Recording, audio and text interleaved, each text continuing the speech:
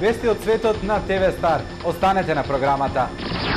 Армијата на Тајланд прогласи вонредна состојба, но негираше дека се работи за воен удар. Ненадејната објава следи по неколкумесечните граѓански немири предизвикани од политичката корупција.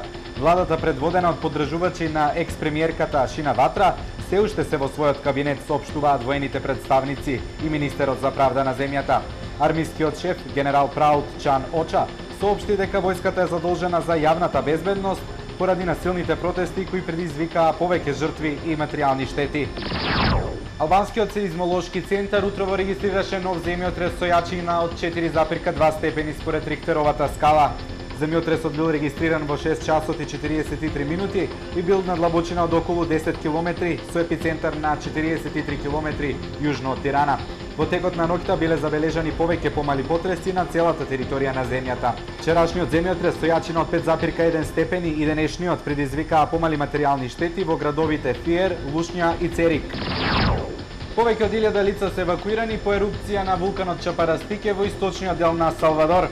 Околу 1400 лица уште од неделата почнаа да ги напуштаат своите домови поради активирањето на вулканот, кој се наоѓа на 140 км источно од главниот град Сан Салвадор. Цивилната заштита прогласи тревога за целата општина.